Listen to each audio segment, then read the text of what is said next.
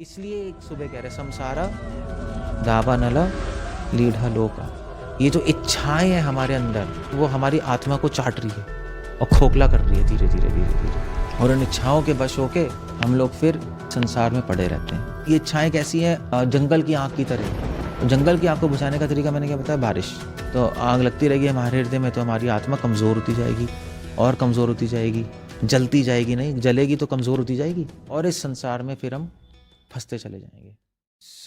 हाँ, तो टॉपिक क्या है आज का? टॉपिक है संसारा दावा नलिढ़ा लोका त्राणाया कारुण्य घना घनातो। संसारा दावा, इसका मतलब क्या है?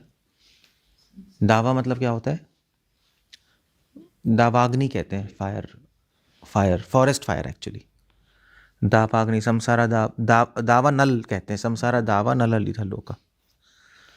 वैसे तो एक्चुअली जो प्रोनाउंसिएशन करते हो ना वो भी एक थोड़ा सा ध्यान रखना पड़ेगा। अगर आप कहोगे संसारा दावा तो संसार का दावा कर रहे हो आप, वो उल्टा हो गया। वो संसार का दावा नहीं, गोलोक का दावा करना है वो गलत हो गया। तो दावा नहीं है, दावा नल है, तो उसको हमें ऐसे बोलना होता है संसार दावा नल लीढ़ा लोका। ब्रेक वहाँ देना पड़ता है तो वो ठीक भी आता है और अच्छा भी लगता है सुनने में। तो दावा नल मतलब फॉरेस्ट फायर। अनल मतलब होता है आग, अनल। और दावा मतलब फॉरेस्ट, मतलब ग्रुप ऑफ ट्रीज। तो संसार एक फॉरेस्ट फायर की तरह है। और लीढ़ा लोका, लीढ़ा मतलब होता है जो आग निकल रही है, जो आग निकलती है जब जंगल से, तो इतनी ज़्यादा आग होती है, इतनी ऊपर होती है कि ऐसा लगता है आसमान को चाट रही है। लीढ़ा मतलब चाटना, लोका मतलब संसार को चाटना। कहने का मतलब है कि ये संसार आग पे लगा हुआ है, इस संसार में आग लगी हुई है। हाँ, वही मैं कह रहा हूँ। तो अगर आपको देखना है क्या होती है संसारा दावा नल, तो आजकल यूट्यूब पे आप देख सकते हो, हॉलीवुड में आग लगी पड़ी है, LA में आग लगी है, करोड़ों हज़ारों घर राख हो गए, मिट्टी में मिल गए, प्रैक्टिकली सब होमलेस हो गए। नहीं, सो इसको कहते हैं संसारा दावा नल लीढ़ा लोका। आप यूट्यूब पे जाके देखना क्या हाल है। और फॉरेस्ट फायर में एक बात होती है, जब जंगल में आग लगती है ना तो एक बहुत अजीब सी आग होती है। घर में आग लगती है अलग सा होता है। क्या अलग होता है? तेजी से फैलती अपने आप पे, रोक नहीं सकते एक तो आप उसको। इसलिए ये जो हॉलीवुड में आग लगी है, ट्रंप ने ही तो बोला है कि ऐसा लग रहा है कि किसी ने एटम बम फोड़ दिया है। ऐसी आग लगी है जैसे किसी ने एटम बम फोड़ दिया है, और सब लोग लगे हैं, मिलिट्री भी आ गए, तब भी बुझा नहीं पा रहे। वो बुझा नहीं सकते आप उस आग को, क्योंकि बहुत तेज़ी से फैलेगी। एक पेड़ से दूसरे पेड़, एक फॉरेस्ट से दूसरे फॉरेस्ट, अब रोक ही नहीं सकते उसको, असंभव है रोकना। और दूसरी इंपॉर्टेंट पॉइंट है, जो फॉरेस्ट फायर होती है उसमें क्या होता है, उसमें आप भाग नहीं सकते, मगर उसमें केवल एक ही जानवर बचता है। कौन बचता है? सब मर जाएंगे, उसमें कोई नहीं बच सकता। चिड़िया तो चलो उड़ ही जाएगी चिड़िया तो उड़ ही गई, हाँ, चिड़िया तो बच जाएगी, हाँ ठीक है, चलो दो जानवर बचेंगे, चिड़िया तो चलो बच ही जाएगी। और कौन बच सकता है? चूहा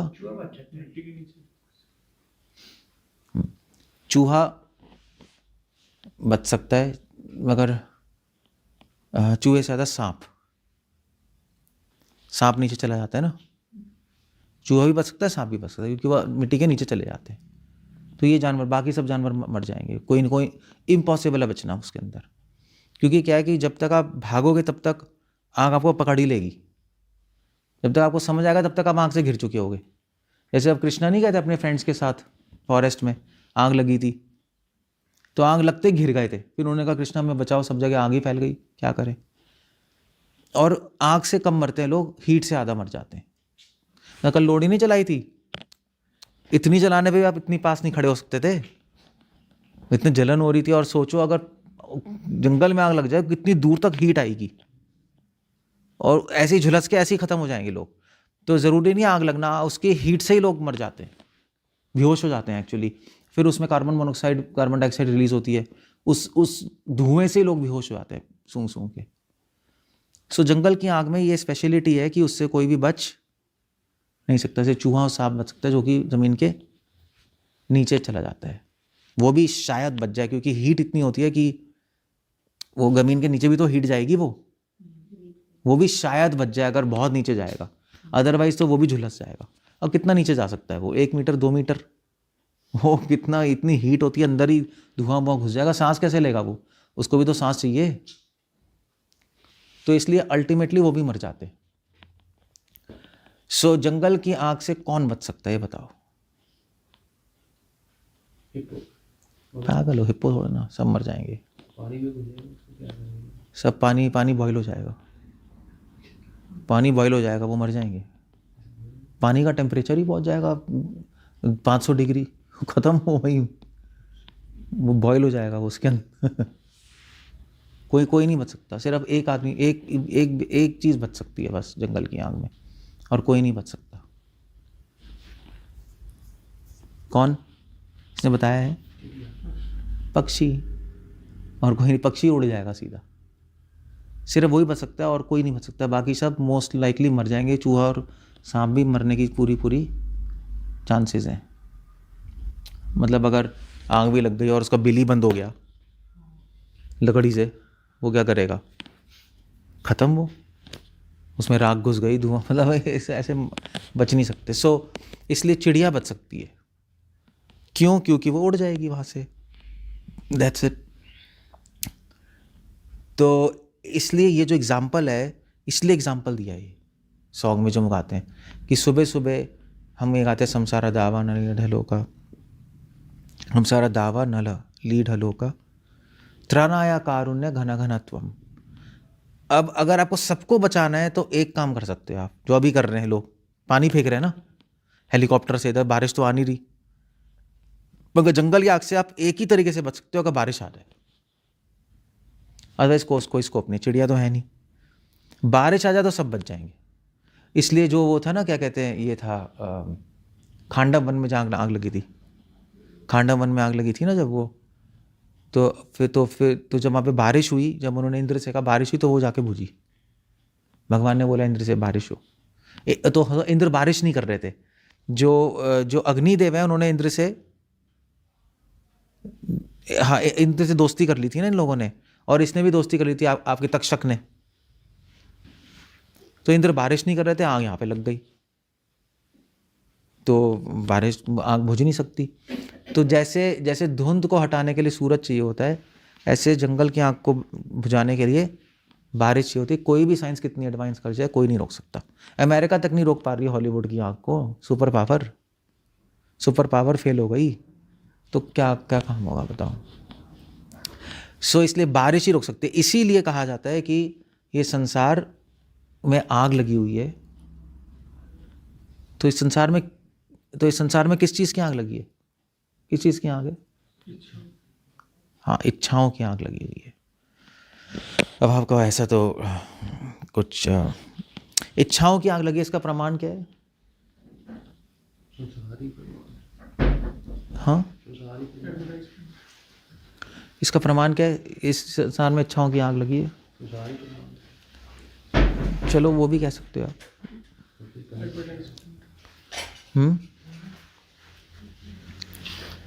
बैठ जाओ यार, बैठ जाओ प्लीज, सिट, मैं बाद में लूँगा, सिट।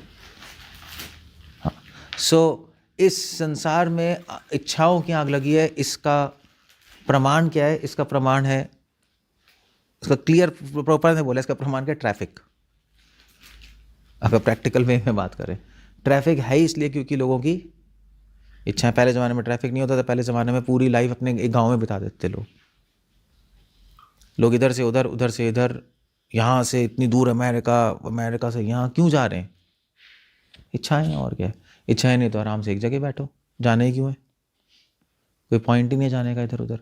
हाँ, बहुत कम लोग जाते थे, जो कि पहले ज़माने में ट्रैवल कौन करता था? सिर्फ ट्रेडर्स करते थे, ट्रेडिंग नहीं करते थे, जो ट्रेडिंग कैसे, व्यापारी नहीं करते थे, तो भैया वहाँ से ख़रीद के लाए, बड़ी सारी एक गाँव में ले गए बेचने के लिए, इंडिया से गए अफगानिस्तान चले गए, सिल्क लेकर, यहाँ से सिल्क रूट होता था, या वहाँ से पेपर्स खरीद के लाए। बाकी कोई इधर उधर नहीं जाता था, अपने गाँव में ही रहते थे लोग। पूरी लाइफ वहीं बीतती थी उनकी।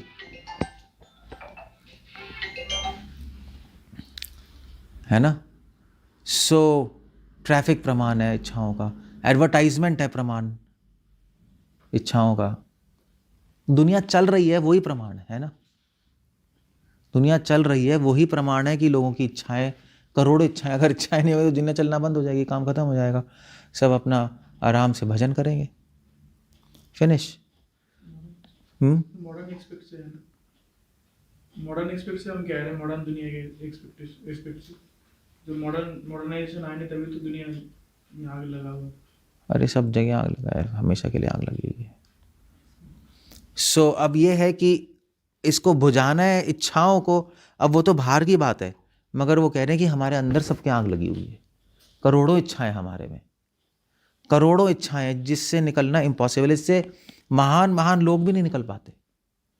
तो ये एक्चुअली मैं पढ़ रहा था कि महाभारत में आता है कि ये जब लोग युधिष्ठिर और पांडव लोग ने जब हस्तिनापुर ले लिया, मतलब, और फिर उसके बाद इंद्रप्रस्थ भी ले लिया, युद्ध खत्म हो गया, दुर्योधन मर गया, तो ये युधिष्ठिर महाराज राजा बन गया, राजसूय हो गया।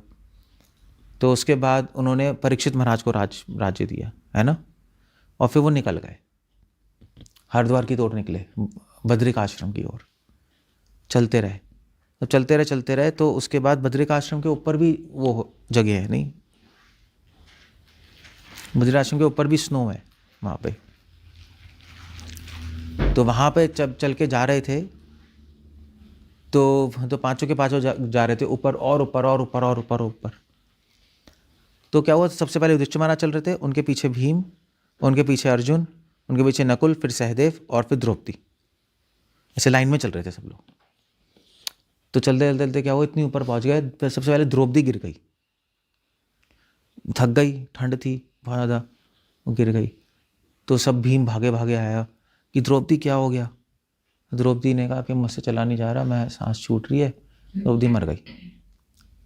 तो भीम ने पूछा युधिष्ठिर महाराज से, युधिष्ठिर महाराज द्रौपदी क्यों गिर गई। द्रौपदी तो इतनी धार्मिक थी, पूरे टाइम पतियों की सेवा की उसने, और उसने हमेशा कभी भी अधर्म नहीं किया, तो वो क्यों गिर गई इस रास्ते पे। क्योंकि युधिष्ठिर महाराज ने कहा देखो हम चढ़ाई नहीं कर रहे, हम पागल नहीं है कि हम चढ़ाई कर रहे, एडवेंचर नहीं कर रहे, ये मोक्ष का रास्ता है, हम मोक्ष की जर्नी पे जा रहे हैं। और मोक्ष के रास्ते पे ये क्यों गिरी, इसको गिरना नहीं चाहिए था। ये गिरी क्यों, क्योंकि एक पाप था इसमें। और पाप क्या था, क्योंकि द्रौपदी तो थी, द्रौपदी को बहुत ज़्यादा अपनी क्या कहते हैं, प्रेस्टिज और सुंदरता का अभिमान था। तभी बाल खोल के पड़ी हुई थी ना वो, कि जब तक इनका नाश नहीं होगा तब तक मैं बाल नहीं बांधूंगी। उसको अभिमान था अपने कुल का और अपनी सुंदरता का, तो इसलिए वो गिर गई। तो युधिष्ठिर चल दिया आगे, भीम भी चल दिया। तो चलते चलते पीछे पीछे फिर वो गिरा, सहदेव गिर गया। तो भीम फिर गया, भागा भागा, सहदेव क्या हो गया। तो भीम ने पूछा युधिष्ठिर महाराज सहदेव क्यों गिर गए। तो युधिष्ठिर महाराज ने कहा सहदेव क्योंकि बहुत ही इंटेलिजेंट थे। कौन कौन आता जा रहा है वो 8 बजे, आ जाओ बैठो, आगे आ जाओ। तो सहदेव क्या थे, सहदेव बहुत इंटेलिजेंट थे। तो भीम ने पूछा युधिष्ठिर महाराज ये क्यों गिर गए। तो युधिष्ठिर महाराज ने कहा कि इनको अपने इंटेलिजेंस का बहुत अहंकार था, इसलिए गिर गए हैं। हाँ वही तो, इंटेलिजेंस, एस्ट्रोलॉजर भी था, वॉज वेरी इंटेलिजेंट पर्सन, और भी बहुत सारी विद्या आती थी सहदेव को। फिर आगे चलते गए, फिर नकुल गिर गया। तो भीम भागे भागे आया, नकुल गिर गए। तो युधिष्ठिर महाराज नकुल क्यों गिर गए, क्योंकि उन्होंने कहा कि नकुल बहुत सुंदर था, एक्चुअली बहुत ही ब्यूटीफुल था, नकुल बहुत हैंडसम था।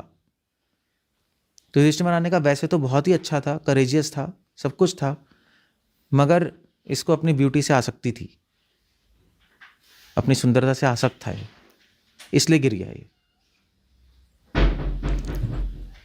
ओए होए,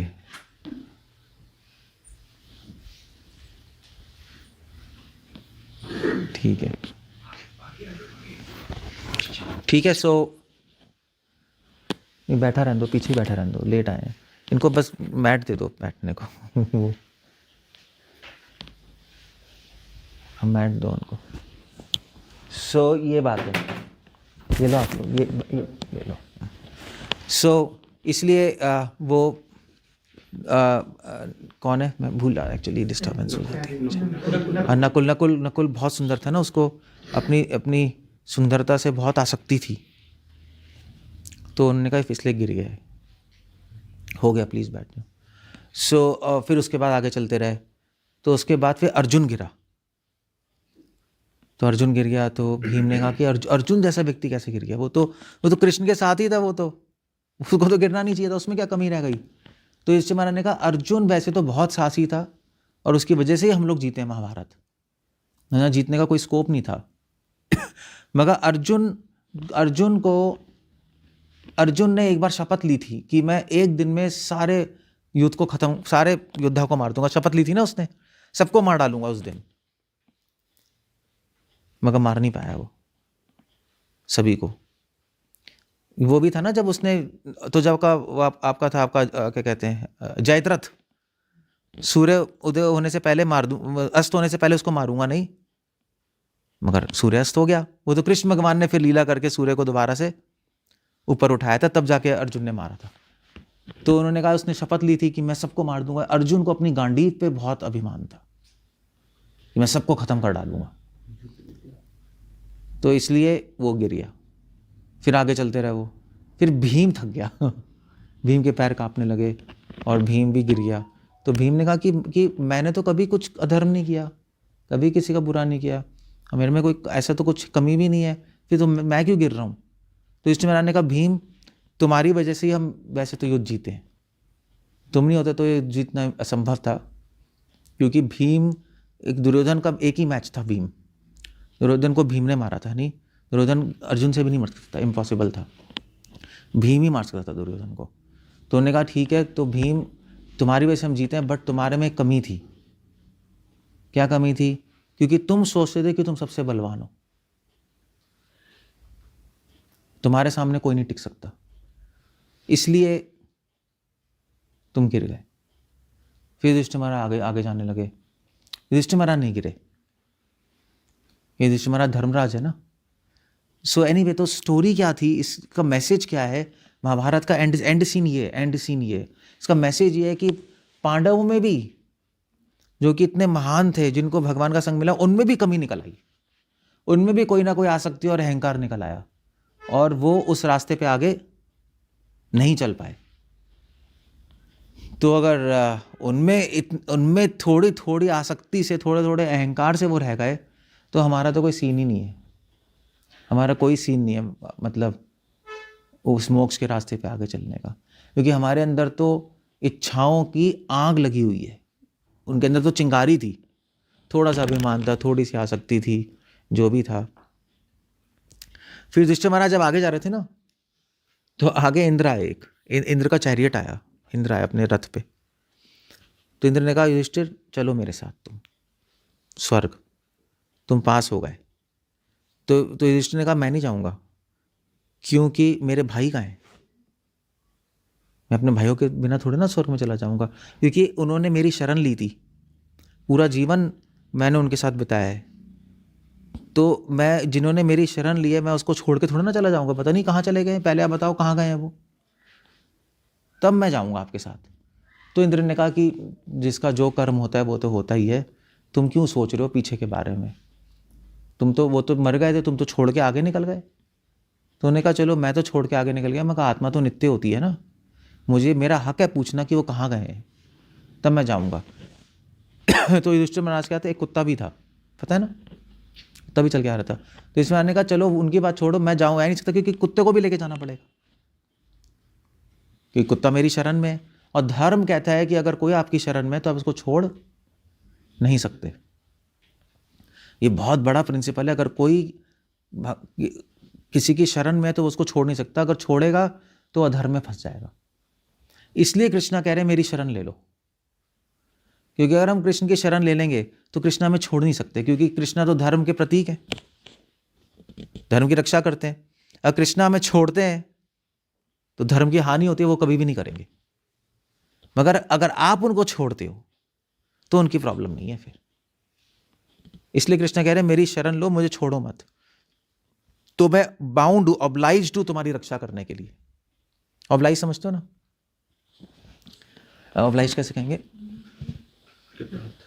कृतार्थ नहीं तो मैं इस यहाँ पे कृतार्थ नहीं तो मैं बाउंड हूँ। ऑब्लाइज क्या कह रहा हूँ, सॉरी, मतलब ऑब्लिगेटेड हूँ। मतलब बाउंड कैसे कहेंगे हिंदी में? नहीं नहीं, हम थोड़े हम मजबूर हूँ, मैं मजबूर हूँ तुम्हारी रक्षा करने के लिए, क्योंकि धर्म कहता है अपने शरणागत लोगों की रक्षा करना धर्म है, और मैं धर्म तोड़ूंगा नहीं। मैं तो धर्म की स्थापना करने आया हूँ, मैं ही थोड़ा ना तोड़ दूंगा धर्म। तो युधिष्ठिर महाराज ने कहा कि भाई कुत्ते को भी लेके आना पड़ेगा। इंद्र ने कहा कुत्ते को कैसे लेके जाएंगे, आज तो कोई स्वर्ग है कुत्ता, ये तो नॉनसेंस है, तुम क्या बात कर रहे हो? तो युधिष्ठिर ने फिर मैं भी नहीं चाह रहा, दैट्स ऑल। तो फिर तो कुत्ता तो एकदम से कुत्ता क्या बन गया, यमराज बन गए। ऑर्डिनरी कुत्ता तो है नहीं जो कि इतने बर्फ में आ जाए पीछे पीछे। तो यमराज ने कहा कि मैं खुश हूँ तो आपसे, आपकी हम परीक्षा ही ले रहे थे, तो आप परीक्षा में पास हो गए, अब आप जाइए। तो इंद्र के साथ गए वो वहाँ स्वर्ग। तो वहाँ पे गए तो वहाँ पे दुर्योधन बैठा हुआ था और सारे कौरव बैठे हुए थे। तो उन्होंने कहा ये क्या कर रहे हैं आप, ये क्या नॉनसेंस है स्वर्ग में?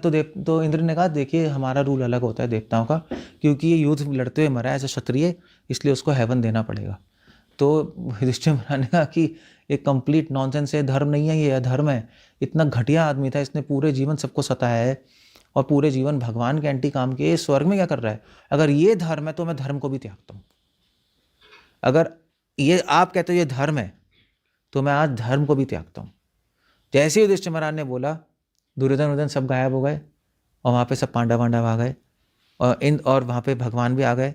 और भगवान ने कहा युधिष्ठिर तुम्हारी आखिरी परीक्षा थी, ये सब माया हमने क्रिएट की थी। और क्या देखने के लिए?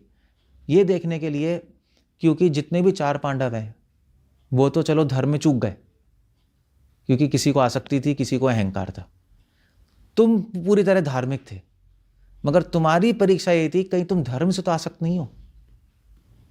ये हम देखना चाह रहे थे, क्योंकि धर्म से आसक्ति भी एक बंधन है संसार में। मतलब पापी तो चलो रह ही जाएगा, पुण्यवान भी रह जाएगा अगर वो सोचेगा मैं पुण्यवान हूं। और धार्मिक तो गया, अगर कोई धर्म पालन कर रहा हो सोचेगा मैं धार्मिक हूं, तो वो भी गया। तो हम टेस्ट कर रहे थे कि तुम धर्म से आसक्त तो नहीं हो। और तुमने जैसे ही बोला कि अगर ये धर्म है तो मैं धर्म को भी त्यागता हूं, हमें समझ आ गया कि तुम धर्म से आसक्त नहीं हो, तुम नहीं हो। इसलिए तुम फाइनल परीक्षा में पास हो गए और सारे पांडव प्रकट हो गए वहाँ। उन्होंने कहा दुर्योधन सब नरक में है, हो तो यहाँ आ ही नहीं सकते, असंभव है, ये सब हमने माया क्रिएट की थी तुम्हें टेस्ट करने के लिए। सो आप देख रहे हो, तो इस संसार से थोड़ी सी भी आसक्ति, थोड़ी सी भी इच्छा इस संसार की हमें वापस लेके आ जाएगी, हम नहीं जा सकते वहाँ पर। और अगर हमने सारी इच्छाएं हटा ली और हम इस चीज़ से आसक्त हो गए कि हमने सारी इच्छाएं हटा ली, तब भी आ जाएंगे हम। तो इसलिए भक्तिनाथ ठाकुर कहते थे कि भोग तो प्रॉब्लम है ही, त्याग भी प्रॉब्लम है। क्योंकि अगर आप भोगी बन गए तो हो ही यहाँ, त्यागी बन गए सो कॉल्ड, तुमने को त्यागी कह रहे हो तो भी यहाँ पर हो। ऐसे अभी कुंभ नहीं हो रहा, कुंभ में इतने सारे नागा बाबा नहीं है ये लोग तो सब अपने आप को मानते ही हैं, मतलब कि हम बड़े त्यागी हैं और राग लगा के घूमते हैं, नंगे घूमते हैं, सब होता ही है अभिमान इनका। तो फिर इनको वापस आना पड़ेगा, चाहे कितने ही वो अपनी साधना में आगे होते भी हैं, ऐसी बात नहीं है, मगर वापस तो आना ही पड़ेगा, कर्मों के नियम छोड़ेंगे नहीं। इसलिए एक सुबह कह रहे संसारा दावानल लीढ़ा लोका, ये जो इच्छाएं हैं हमारे अंदर वो हमारी आत्मा को चाट रही है और खोखला कर रही है धीरे धीरे। और उन इच्छाओं के वश होके हम लोग फिर इस संसार में पड़े रहते हैं। इसका तरीका क्या है? ये इच्छाएं कैसी हैं? जंगल की आग की तरह। अब जंगल की आग को बुझाने का तरीका मैंने क्या बताया? बारिश। तो त्रणाय कारुण्य घना घनत्वम, तो जब गुरु की करुणा की बारिश होगी तब ये आंख बुझ सकती है, और कोई तरीका नहीं है, और कोई तरीका नहीं। और उस करुणा की बारिश का मतलब क्या है? गुरु की जो करुणा की बारिश किस रूप में होती है? ज्ञान के रूप में। उसकी नॉलेज, जो गुरु की नॉलेज लेते हैं हम, नॉलेज लेके फिर अपने जीवन में पालन करते हैं, तो हम लोग इच्छाएं धीरे धीरे धीरे धीरे धीरे हमारी ख़त्म होने लगती हैं। जैसे इच्छाएं ख़त्म होंगी वैसे वैसे हम लोग सेफ हो जाएंगे। आग लगती रहेगी तो आग लगती रहेगी हमारे हृदय में, तो हमारी आत्मा कमज़ोर होती जाएगी और कमज़ोर होती जाएगी, जलती जाएगी, नहीं जलेगी तो कमज़ोर होती जाएगी, और इस संसार में फिर हम फंसते चले जाएंगे। इसीलिए, और गुरु के जो भी गुरु सिखा रहा है, जो भी शास्त्रों का और गुरु का ज्ञान, जो भी ज्ञान है उसका आधार क्या है? हम इतनी सारी चीज़ें सीख रहे हैं, बहुत सारी चीज़ें भक्ति में सीखने को, मगर सब का आधार क्या है? एक स्टेटमेंट में। एक स्टेटमेंट में क्या है? आप बहुत सारी चीज़ें, अगर कोई पूछे भी एक स्टेटमेंट में आप बताओ कि आपने क्या सीखा, तो क्या बताओगे? उस ज्ञान का आधार तो एक स्टेटमेंट में है कि हम जो भी कर रहे हैं, चाहे भक्ति कर रहे हैं, चाहे हम संसार में जी रहे हैं, कुछ भी कर रहे हैं, अगर आपको आँख बुझानी है तो एक चीज़ करनी पड़ेगी, आपको मैं और मेरा छोड़ना पड़ेगा। बंद करना। मैं और मेरा छोड़ोगे तो यहाँ से निकल सकते हैं, अदरवाइज नहीं निकल सकते। अब पांडवों में मैं और मेरे की तो प्रॉब्लम थी। भीम क्या कह रहा था? मैं बहुत बलवान हूँ। अर्जुन क्या सोच रहा था? कि मैं गांडीवधारी हूँ। द्रौपदी क्या सोच रही थी? कि मैं कुलवती हूँ। नकुल सहदेव, नकुल क्या सोच रहा था? कि मैं बहुत ब्यूटीफुल हूँ, है ना? बस मैं और मेरा ही तो प्रॉब्लम है सारी, और क्या है? और तो कुछ भी नहीं है। जब मैं और मेरा खत्म होगा तब हम इस संसार से बाहर, तब हम अपनी इच्छाओं से निकल। देखो, एक्चुअली इच्छाएं खत्म तो कर नहीं पाओगे, पहली बात तो ये। जब करोड़ों इच्छाएं हैं हमारे हृदय में, तो इच्छाएं खत्म कैसे होगी? नहीं हो सकती ना। किसका फोन है?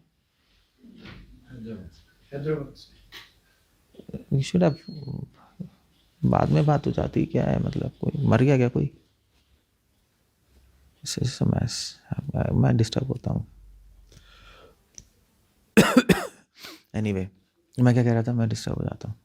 इच्छाएं खत्म नहीं होती। ये इंपॉर्टेंट टॉपिक है यार, ये बच्चों का टॉपिक नहीं है कि हम लोग ऐसे बात करें फ़ोन पे और ये करें। whatever talk is there, it's there. उनका भी तो मिस हो रहा है। उनको कौन सुनाएगा? उनके लिए ज़रूरत नहीं है? सभी के लिए ज़रूरत है। क्या कह रहा था मैं? फिर भूल गया। इच्छाएं खत्म नहीं होगी। हाँ, इच्छाएं ख़त्म नहीं कर सकते आप, वो असंभव है। अब किस किस इच्छा को ख़त्म करोगे? किस किस को करोगे? नहीं। और कितनी कर लोगे? करोड़ों जन्म से जो इच्छाएं हैं वो उनको ख़त्म करने में करोड़ों जन्म लग जाएंगे। ऐसे ही है ना? तो इसलिए सेंसिबल ये है कि उन इच्छाओं का जो बेस है वो ही उड़ा दो। जहाँ से वो इच्छाएं आ रही हैं वही ख़त्म कर दो, सोर्स ही ख़त्म कर दो ना, तो वो इच्छाएं ख़त्म हो जाएंगी। बस अगर आग लगी हुई है इतनी सारी कहीं, और गैस की वजह से क्या क्या हो रहा है माता जी? जस्ट क्लोज इट, बाद में बात करेंगे। जस्ट क्लोज इट देयर, बाद में उनको करो बंद करें 5 मिनट। जो इच्छाओं का अगर सोर्स ख़त्म कर देंगे सब बंद हो जाएगा, है नहीं? अगर आग लगी हुई है और आग गैस की वजह से लगी है, गैस ख़त्म कर देंगे तो ख़त्म हो गई, आग ख़त्म हो गई, फिनिश हो गया ना।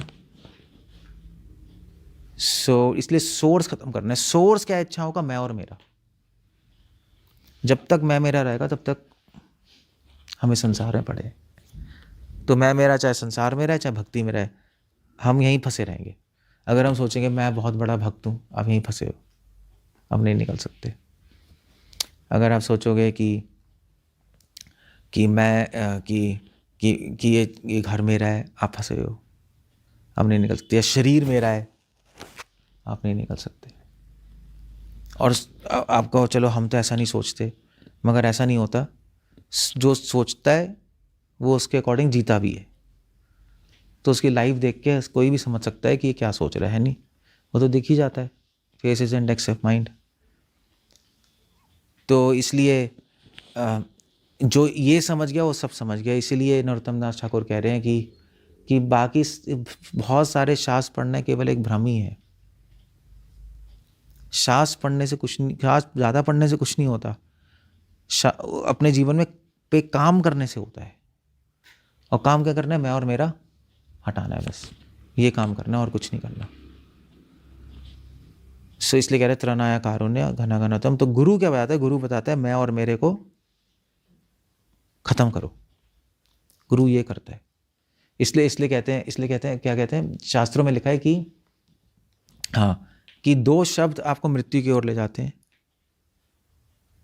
वो क्या है? ममा, माँ, ये आपको मृत्यु की ओर ले जाएंगे। और 3 शब्द आपको मोक्ष की तरफ ले जाएंगे। वो क्या है? न ममा,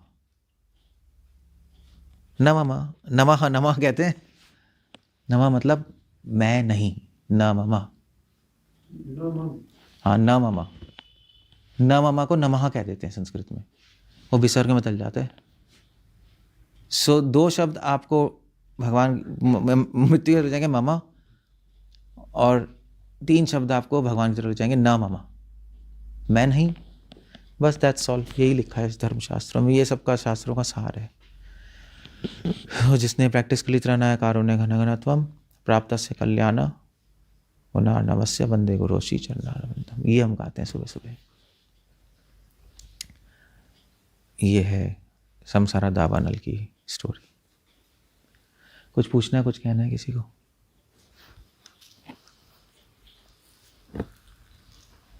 जैसे आपने कहा ना कि दुर्योधन वगैरह को नर्क जाना पड़ेगा, तो वैसे तो हम नहीं सुनते आ रहे कि महाभारत के युग में जितने लोग भी मरे थे भगवान के सामने उनको मोक्ष मिला था। फिर ये नहीं, दुर्योधन को नहीं मिला। दुर्योधन नर्क इसलिए गया क्योंकि दुर्योधन तो कल ही है, अपने घर ही जाएगा। दुर्योधन का मोक्ष है अपने घर जाना। तो उसका घर तो नर्क ही है, वो तो घर नर्क का ही राजा है कली, तो वहाँ चला गया। उसके भाई सारे जो दुशासन और जितने 100 भाई नहीं थे, जो 99 जो भी थे, वो सारे के सारे लोभ, क्रोध, काम, वासना, इच्छाओं का स्वरूप थे। तो भी उसके सारे के सारे नर्क चले गए। इन जनरल जो बाकी लोग हैं उनको मोक्ष मिला, जो ऑर्डिनरी लोग थे। मगर ये लोग तो, इनको तो मोक्ष मिल ही नहीं। कली को मोक्ष कैसे मिलेगा? कली इटर्नली नर्क में ही है और वहीं से ऑपरेट करता है।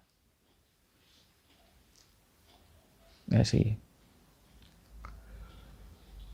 इच्छाओं का बेस यही बताया मैं और इच्छाओं का बेस मैं और मैं मेरा है, बस और कुछ नहीं है। और वो पता है क्या होता है? मैं बताऊँ क्या होता है? हम बीमार तो हैं ही इस बीमारी से, मैं और मेरे की, और वही बीमारी हम लेके मंदिर में आते हैं। वही इन्फेक्शन है ना हमें, वो इन्फेक्शन लेके मंदिर में भी आते हैं हम, और फिर मंदिर में भी मैं मेरा चलता है। तो हम भक्ति तो कर रहे होते हैं, मतलब हॉस्पिटल तो चलेगा ट्रीटमेंट लेने के लिए, मगर बीमारी ख़त्म नहीं कर रहे। तो हॉस्पिटल में ट्रीटमेंट लेने का फ़ायदा क्या हुआ? फिर आप तो 1000 इंजेक्शन ठुकवा लो, वो ठीक ही नहीं हो गए, वो बीमारी ख़त्म नहीं हो रही। तो इसलिए हम हॉस्पिटल जाते हैं बीमारी ख़त्म करने के लिए। बीमारी मैं मेरा, अगर मैं मेरा ख़त्म कर लेंगे तब फ़ायदा होगा हॉस्पिटल जाने का। तो इसलिए आपको जो भी काम करो भक्ति में, उसमें आपको देखना है कि अपने लिए कर रहा हूँ या कृष्ण के लिए। यही तो हम बताते हैं भक्ति में, कृष्ण प्रीति अर्थ है। भगवान के लिए करो, अपने लिए मत करो। मगर हम क्या करते हैं? हम भूल जाते हैं, हम भगवान के लिए तो करते हैं मगर उसमें अपने लिए भी थोड़ा कुछ छोड़ देते। ये प्रॉब्लम है हमारे में। ये कृष्णा आपके लिए तो ठीक है, हमारे लिए भी थोड़ा छोड़ दो, सब आपको थोड़ा ना दे देंगे। वो प्रॉब्लम है वहाँ।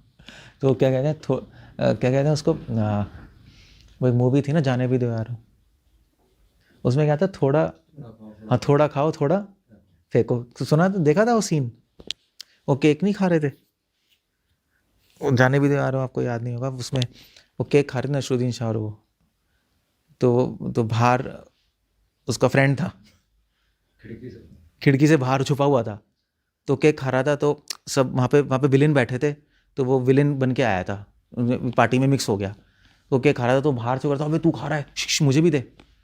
तो उसने कहा कि उसने ऐसे ही उनसे बोला कि देखिए भाई, एक नियम है, बहुत मज़ा आता है नियम फॉलो करने में। कहते क्या करना है, थोड़ा खाओ थोड़ा फेंको, बड़ा मज़ा आएगा, मैं करके दिखाता हूँ।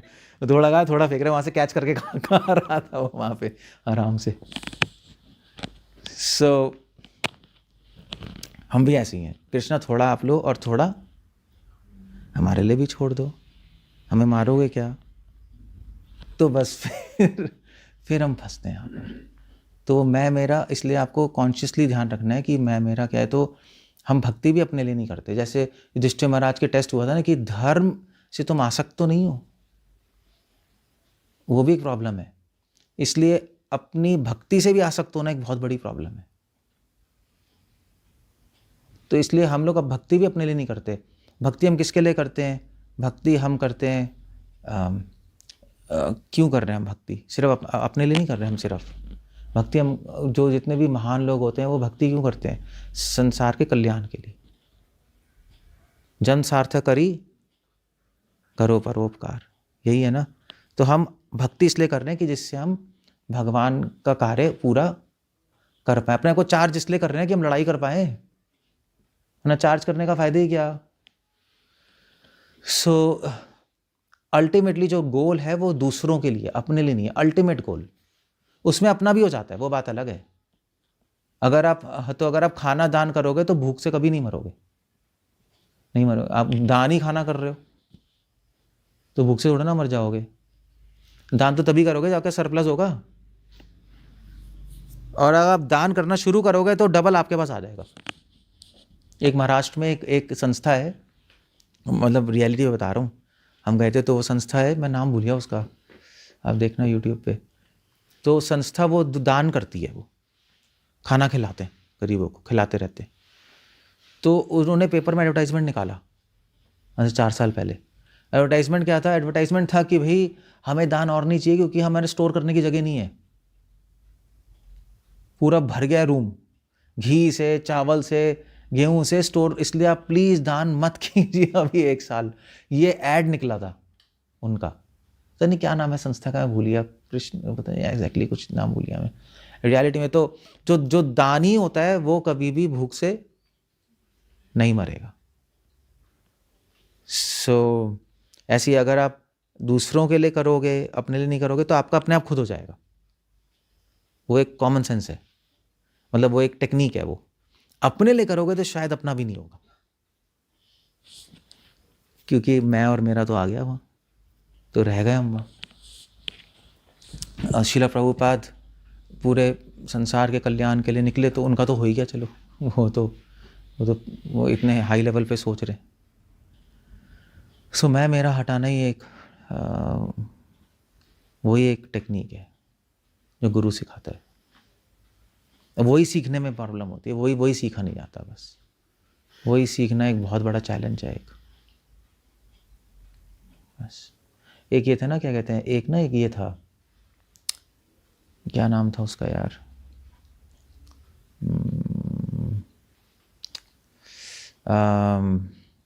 जो जापान, जो चाइना में वो लेके गया था ना, नॉलेज लेके गए थे इसकी कुंफू की, क्या कहते हैं, शाओलिन की नॉलेज लेके गए थे। कौन था वो? जेन मास्टर थे ना पहले, फर्स्ट जेन मास्टर। एनीवे एक बहुत बड़े मास्टर थे, तो वो गए जापान में, मतलब चाइना में प्रीचिंग करने के लिए। तो वो अपना बैठ गए, गुफा में बैठ गए, अपना गुफा में बैठ गए। तो गुफा में जो ऐसे दीवार नहीं होती उसकी तरफ मुंह करके बैठ गए अपना। 9 साल बैठे रहे। तो हाँ, बोधि धर्मा इंडिया से गए थे वहाँ पे चाइना में। तो बोधि धर्मा गए, तो बोधि धर्मा ने वहाँ पे बैठ गए वॉल पे ऐसे मेडिटेशन करके, वॉल की तरफ फेस करके। तो लोगों ने कहा यार 9 साल तक बैठे रहे, तो लोग आए, या मतलब मोमबत्तियाँ जला दी, नहीं पूजा होने लगी, भैया कौन बैठा है, महान ही व्यक्ति होंगे। तो फिर 9 साल बाद उन्होंने आँख खोली तो उनसे पूछा, यार आप अब दीवार की तरफ शक्ल करके क्यों बैठे हो? तो उन्होंने कहा कि मैं संसार की तरफ अपना मुँह नहीं करना चाहता क्योंकि फंस जाऊँगा, इसलिए दीवार की तरफ करके बैठा हूँ। तो फिर उन्होंने कहा आप बैठे क्यों 9 साल तक? उन्होंने कहा मुझे कोई शिष्य ही नहीं मिला, ये सबका मुख संसार की तरफ है, दीवार की तरफ नहीं है, तो मैं किसको क्या सिखाऊंगा, इसलिए मैं बैठा हूँ।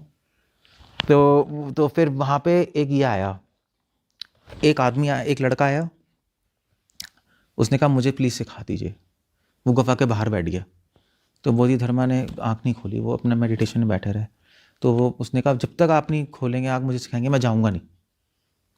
तो बोधिधर्मा तो मतलब ऑफ कोर्स उनको तो पता लग गया अपने मेडिटेशन से कि बैठा हुआ है, तो वहाँ खोल के बाहर आए। उन्होंने कहा कि हकी तुझे चाहिए क्या? उन्होंने कहा कि मुझे आपसे विद्या चाहिए, जो आप मेडिटेशन चाहिए मुझे, जो आप कर रहे हो मुझे सीखना है। तो उन्होंने कहा कि उसके लिए कीमत होती है सीखने के लिए। तो उन्होंने कहा क्या कीमत है? तो उसने कहा वो कीमत है तेरा हाथ। उसने चाकू निकाला, हाथ काट के दे दिया। मैंने कहा ठीक है तू क्वालिफाइड है, आ जा तू मेरे साथ। मतलब जो महान जो लोग होते हैं उनके शिष्य भी महान ही होते हैं, नहीं ऐसे हमारे ऐसे चिंटू मिंटू नहीं होते। सो उन्होंने उसने हाथ काट के दे दिया। फिर आप एक लड़की आई, ऐसे 2 लोग आए, तो उन्होंने 4 शिष्य लिए अपनी पूरी लाइफ में। तो फिर जब एंड हो गया ना शिक्षा, तो एक बुद्धि धर्म ने कहा मैं जा रहा हूँ, अब हो गया तुम्हारा सब, तुम प्रैक्टिस करो, प्रीचिंग करो, सब जाओ अलग अलग दिशा में जाओ, प्रचार करो। तो फिर तो उन्होंने बोला कि ठीक है। तो बोधि धर्म ने कहा कि, तो सबने कहा कि हमारा लीडर कौन होगा हम चारों में से? तो बोधि धर्म ने कहा ठीक है। तो बोधि धर्म ने एक पहले से क्वेश्चन पूछा, जो 2-3-4 लोग थे ना, तो एक था उसमें से, उससे क्वेश्चन पूछा कि ठीक है तुम बताओ कि बोधि धर्म जो मेरी शिक्षाओं का सार क्या है? तो उसने कुछ बोला, आंसर दिया। मैंने कहा ठीक है। दूसरे से पूछा, उसने आंसर दिया, ठीक है। तो जो लड़की थी उससे पूछा, आंसर दिया उसने, ठीक है। तो जो आदमी जिसने हाथ काटा था ना, उससे पूछा कि तुम मेरी शिक्षाओं का सार क्या है? तो वो आया, उसको प्रणाम किया और जाके बैठ गया। तो बोधि धर्म ने कहा कि ये लीडर है तुम्हारा। तो उन्होंने कैसे तो आंसर ही नहीं दिया, ये क्या लीडर है? तो उन्होंने कहा कि ये मेरी शिक्षाएं समझ गया, कि तुम सबने आंसर दिया है, क्यों? क्योंकि तुम्हें लग रहा है कि तुम मेरी शिक्षाएं समझ गए हो। इसने आंसर नहीं दिया क्योंकि इसको समझ आ गया कि इन शिक्षाओं को समझना कितना ही समझ लो उतना ही कम है। इसलिए ये नहीं सोच रहा कि मैं पूरी तरह समझ चुका हूं, ये अपने माइंड में सोच रहा है अभी भी समझने को है आगे। तो इसलिए आंसर नहीं दिया सार क्या है। इसलिए ये तुम्हारा लीडर है, आप देख रहे हो। तो इसलिए अगर मैं आपसे क्वेश्चन पूछूं, वहां भी भागवतम का सार क्या, आप खट खट खट खट आंसर दो, आप समझे ही नहीं एक्चुअली। आप सार बताओगे क्या? जब तो तब बताओगे ना जब आपको लगेगा आपने सब समझ लिया। प्रॉब्लम वहां पर वो है। सो वो आसक्त नहीं था ज्ञान से, इसलिए उसको समझ आ गया कि नहीं अभी तो और भी बहुत समझने को है, मैं सार बताऊं कैसे, मुझे आता ही नहीं। बाकी लोग सोच रहे थे मुझे आता है, उनको अहंकार आ गया था अपनी नॉलेज का। उन तीनों को नहीं, उसको लीडर बनाया। सो यही भक्ति में सेम प्रिंसिपल काम करता है। इसलिए जो महान भक्त क्या कहते हैं कि मुझे कुछ भी नहीं आता, यही कहते हैं ना कि मुझे तो कुछ भी नहीं आता भगवान, मैं क्या बताऊं आपको। ये प्रैक्टिस करनी है हमें। सब कुछ हट जाएगा, मैं मेरा नहीं हटेगा, बल्कि बढ़ जाएंगी चीज़ें अगर ध्यान नहीं देंगे तो। इतनी आसानी से नहीं हटता। ओके। धर्म की पर्सोनिफिकेशन कौन सी है? धर्म जैसे की जल की वरुण है, जल as a Varun, deity deity है जी, यमराज। यमराज। यमराज धर्म के, इसका मतलब तभी मेरे मन में प्रश्न उठा था कि विदुर जी भी यमराज, युधिष्ठिर महाराज भी यमराज हैं। युधिष्ठिर भी धर्मराज, हाँ, ये दोनों ही यमराज जी के अंश हैं। यमराज जी धर्मराज हैं, धर्म की साक्षात मूर्तिमान है, क्योंकि उन्हीं को तो न्याय करना है जीवात्माओं का, उनसे ज़्यादा धर्म कोई नहीं जानता। तो उस वक्त जब वो बैल धर्म के रूप में था, वो यमराज थे।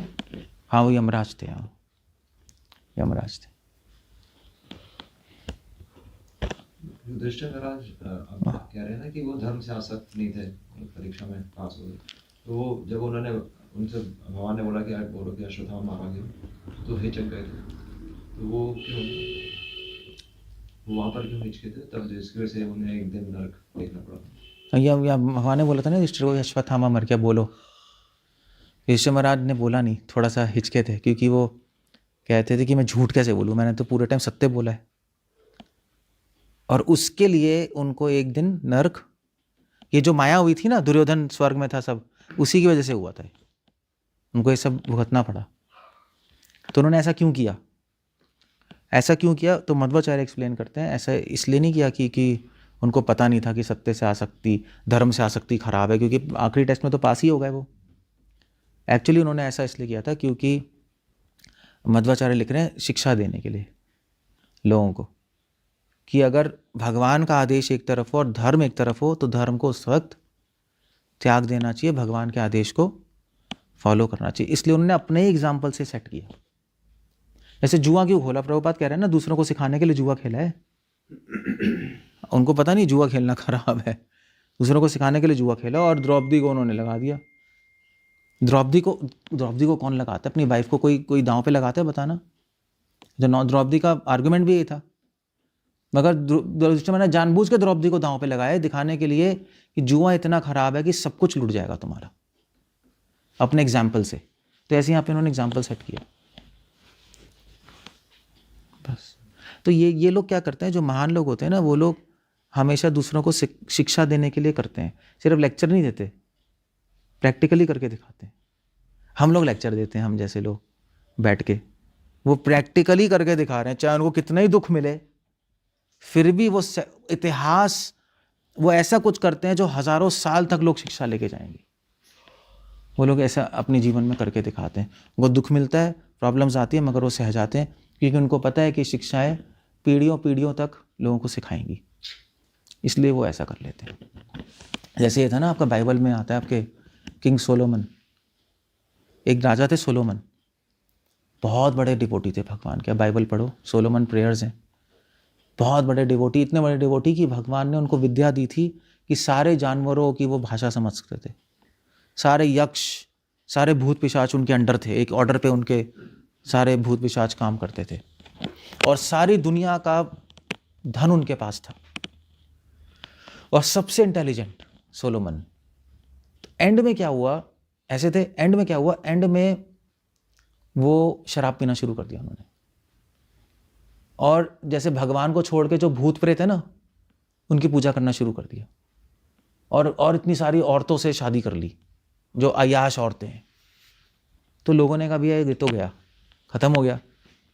तो एंड में फिर सोलोमन ने अपनी प्रेयर लिखी, तो बाइबल में है वो प्रेयर्स। सोलोमन ने कहा वैनिटी ऑफ वैनिटीज। सोलोमन ने कहा कि देखो, इतना सब कुछ करने के बाद भी, भगवान की इतना कृपा होने के बाद भी, और सब कुछ मिलने के बाद भी, मैं गिर गया मोह में और भगवान के रास्ते से हट गया, और ये सब क्यों हुआ? मेरे अहंकार की वजह से।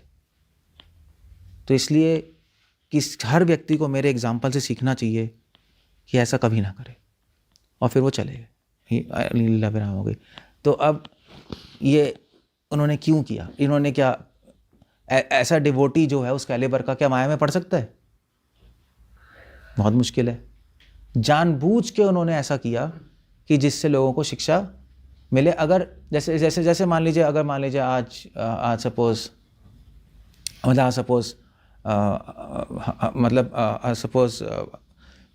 हरे कृष्णा माया में चला जाए, तो उससे इतिहास बनेगा? क्यों भाई हरे कृष्ण? इतिहास नहीं बनता, इसकी वैल्यू ही है। हाँ, अगर सोलोमन जैसे माया में चले जाए तो इतिहास बनता है, या ब्रह्मा जैसे माया में गिर जाएं, अपनी बेटी के पीछे भागे, तो इतिहास बनता है नहीं बनता है? या ऐसे ही ये थे, क्या कहते हैं, ये भी चले गए थे माया में, ये जो थे क्या कहते हैं, वंशियास बाबा जी। वंशियास बाबा जी भी जब बिल्कुल पूरे जीवन उन्होंने मायापुर में भजन किया, धाम में, बिल्कुल एंड में जब मरने वाले थे तो अपने घर चले गए, और घर जाके घर के पास झोपड़ी में रहकर, और फिर उन्होंने सारी सिगरेट के पैकेट बाहर बिछा दिए, मछली के कंकाल बिछा दिए, शराब की बोतल फेंक दी। तो लोग कहने लगे गंद, देखा ना, पूरे जीवन भजन किया, अब इसकी क्या हालत है, एंड ही लेफ्ट। तो वो जानबूझ के ऐसा करके गए, शिक्षा दे के गए, देखो अभी तुमने अगर पूरा जीवन ही भजन किया है तब भी अहंकारी मत रहना, माया तुम्हें कभी भी। तो उन्होंने इतिहास सेट किया। तो ऐसे ही ये इतिहास सोलोमन ने सेट किया। तो बाइबल में फिर उनकी कथा है। बाइबल में क्यों आएंगे अगर ऐसे ही सब फॉल डाउन हो गया होगा? तो बाइबल कमेंटर्स लिखते हैं महान भक्त जानबूझ के ऐसा करके गए। तो महान लोग दूसरों के बारे में सोचते हैं, तो छोटे लोग हैं हम जैसे, हम केवल अपने बारे में सोचते रहते हैं। तो वो लोग अपने प्रवचनों से और अपने जीवन से दूसरों को शिक्षा, ये करना बहुत मुश्किल है, आसान नहीं है ये आप स्टोरी तो सुन रहे हो, बहुत अपनी खुद बेइज्जती करा देना असंभव है। वो थोड़ी सी बेइज्जती आती है आदमी हिल जाता है, खुद की बेइज्जती करा देना वो तो कैसे आदमी जिएगा बताओ। मगर वो कराते हैं, करते हैं वो ऐसे जानबूझ के। That's all. मुझे लगता है चैंटिंग हम अपने लिए कर रहे हैं और सेवा भगवान के लिए कर रहे हैं। उसमें भगवान के लिए चैंटिंग करिए, फील नहीं आता। सेवा जब करते लगता है हम भगवान वो तो है, देखो भगवान के लिए चैंटिंग करना एक अलग चीज़ होती है, वो धीरे धीरे आएगा, वो अभी तो इतनी जल्दी तो आएगा नहीं। चैंटिंग भगवान के लिए करनी है। हाँ, अपने लिए नहीं करनी। अपने लिए चैंटिंग करना तो फिर योग बन गया। भगवान के लिए चैंटिंग करना भक्ति है। अब वो भगवान के लिए चैंटिंग करना क्या होता है वो आपको अभी 20 साल ही लग जाएंगे समझने में। भगवान के लिए चैंटिंग करना क्या होता है, ये तो एक मिस्ट्री है बहुत बड़ी। कैसे आप करोगे? तो वो हम इसलिए करते हैं चैंटिंग कि भगवान खुश हो अपना नाम सुन के, मगर उसका अनुभव चाहिए आपको, तो फिर कर पाओगे आप। फिर भक्ति शुरू होगी। उससे पहले आप जो भी कर रहे हो योग है। चैंटिंग कर रहे हैं, हमको मंत्र जप रहे हैं अपने माइंड को कंट्रोल करने के लिए, उसको कहते हैं योग। मगर भक्ति है हम भगवान का नाम ले रहे हैं भगवान को खुश करने के लिए, कोई मंत्र नहीं जपना अपना माइंड कंट्रोल करने के लिए। तो अभी थोड़ा योग है, थोड़ा भक्ति है, सब मिक्स्ड चल रहा है अभी। इसलिए भगवान खुश भी नहीं है पूरी तरह। खुश हैं पूरी तरह नहीं, तभी भगवान हमारे सामने भी नहीं आ रहे। वरना सामने नहीं आ जाएंगे हमसे, ठीक है I am happy you know मैं आ गया हूँ, नहीं आ रहे। ओके, कुछ पूछना? Otherwise we land up there. Time क्या हो गया? 8:35। ठीक है, हो गया।